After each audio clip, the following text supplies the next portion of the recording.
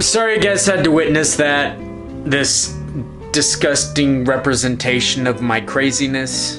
But I've thought about making a bit on how weird I was as a child, and it's not really gotten any better. So you know what? We're just gonna roll with it. So as you guys know, I wasn't a very quote-unquote normal child. As you can tell by this guy right here. Yeah. He's not normal. You need to stay away from him. And that's why my interactions with people didn't really get better until high school. Maybe they're not better. I gotta rethink this approach. Well, anyway, yeah, they were really weird back then too. So, if anything, maybe it's just I've gotten older. That's the only thing that's changed. But not only that, I was also really weird with my hobbies when I was little. No, it's not unnormal for kids to have hobbies and have stories when they play with toys and stuff like that, but I went the ultra extreme. And you think an ultra extreme, it got intense. I created whole timelines of just Spider-Man versus Ultraman and Legos and Mario and everyone was in it. It was like the biggest collab ever. If you ever experienced that as a child, which I hope you did. If not, then this is gonna be very awkward, and if I'm the only one, that's a little bit weird. So, as you guys know, I'm weird. And I was a lot weirder back then. Kids can be strange. Kids can be very, very strange. Trust me. As a former little kid, we were strange. And if no one is saying that they're strange and that they were always just straightforward like that, those people are psychopaths and you need to watch out for them. But, you know, and then there's cases like me where literally just out of nowhere I would just create this whole gigantic thing when it would go crazy. And you know what? Let me just explain to you how it would go. And check this out.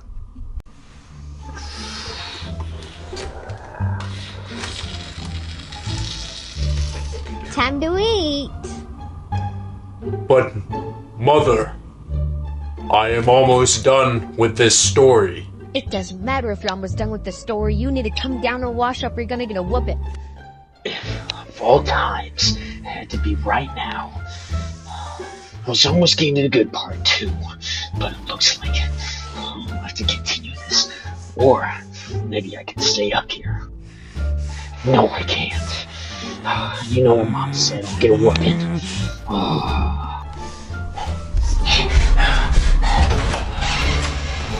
Alright, Mom. I'll come down for dinner, I guess.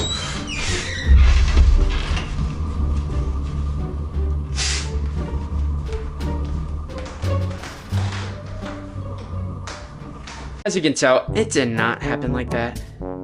It went more of along the lines of, I gotta wash up now, I gotta put all my toys away, because they all had to be put away. That was the rule in my household. Whatever you got out, you had to put away before you go on to the next thing. And then sometimes of how much I listened, I would just have to leave it there, go downstairs, eat, come back up, and my punishment was cleaning up. I wasn't able to play anymore if they weren't cleaned up. So sometimes that happened. And you know, washing up and everything, because we didn't want to eat supper. Dinner for those of you who are not Southern, but we Southern people say supper. So that was the worst time. We didn't want to walk away from anything because the story was just getting good. The characters are fighting something out, and our favorite action figure is just about to die. And we bring him back for like the 7 millionth time because he's our favorite, or we have our multiple favorites that we kill off and then we bring back, and we keep on bringing back and killing them over and over again to add drama and depth to whatever story we're telling. But it just went crazy. It went crazy.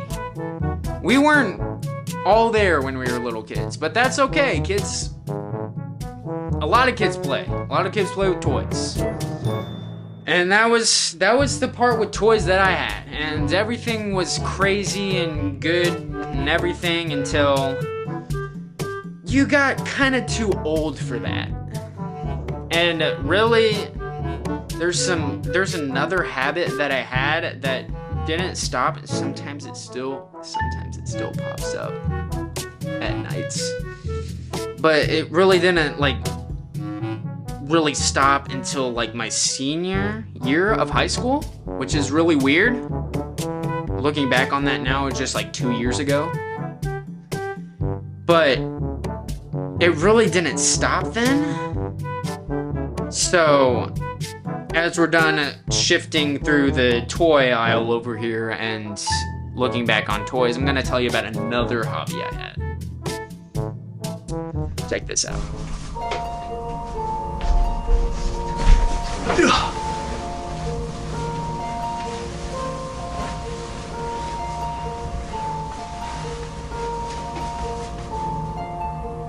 you ready to fight? To become one with the sword that your fathers gave you? I'm not ready yet. I have neither fought nor seen war since I was a boy. And everything you do, every moment that this has led up to, you cannot defeat me. Oh, but I can. In every moment that you stand before you, and every moment that goes on beyond the depths that we face, I will find you, and I will eliminate every single part of your being that belongs to the sacred sword of the king. How is it true now? You're being sentimental. I know what that means. And so, if you know what that means, war is coming for you, hero. So as you can see, I voice acted in my sleep.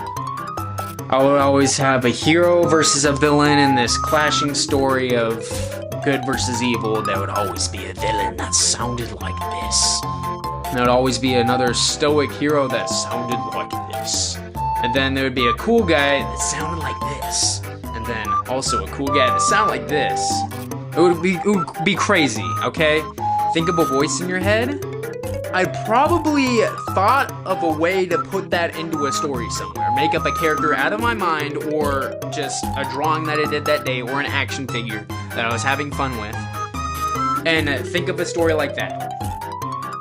And really, it went so unbelievably weird. Okay, there would be plot lines that I would pick up days later from the voice acting thing and going back into the same exact scene. Sometimes I would repeat the same scene. It would be weird. And then it would always be like these like trailers like, oh, he's coming. And then something like that, or like I would hum music too. It was weird. It was weird. But all that to say, I especially was very easily entertained as a kid.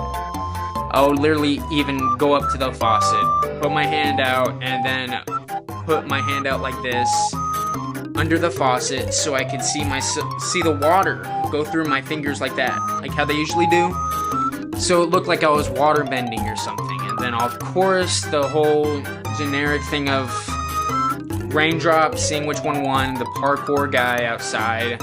Whenever you went on a car trip, there would always be this guy that we think of in our heads that would jump over cars, run on railings and stuff, keep up with the car too.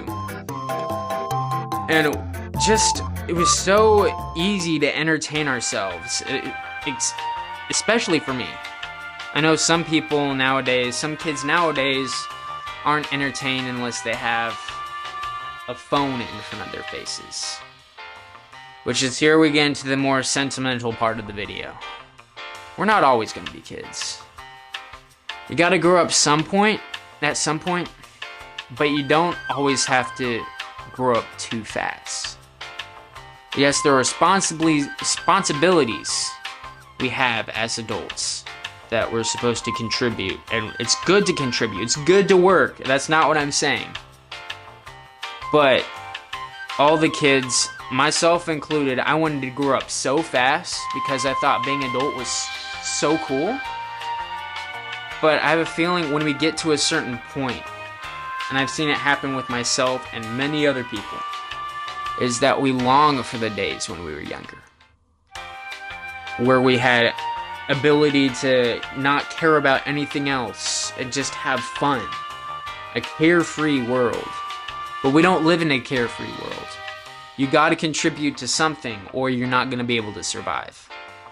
Now, some people have lives outside and just do whatever, go with the flow, but when you get down to it, most people like that,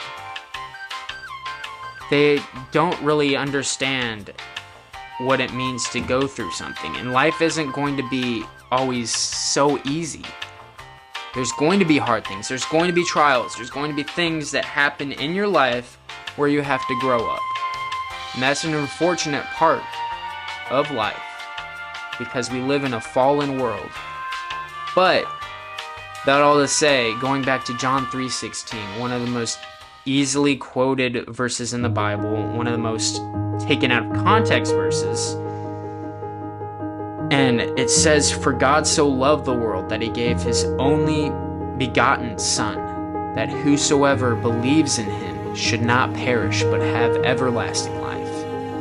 And we don't have to have that fear of what may come next, what may happen in the future. And when we die, we go to one or two places. We can either be with him forever, or we can be eternally separated from him forever. And choosing him above all things and how much he loves us and how much he cares for us is a huge thing. And so I hope you guys just understand that. I know I went from like going really goofy to really sentimental here at the end, but really, just how much love God has for us. And all we need to do is just put our faith in him and trust in Jesus. And follow him. Not just trust in him, not just know about him, but actually live it out and follow him. Hope you guys enjoyed. I'll see you guys next time.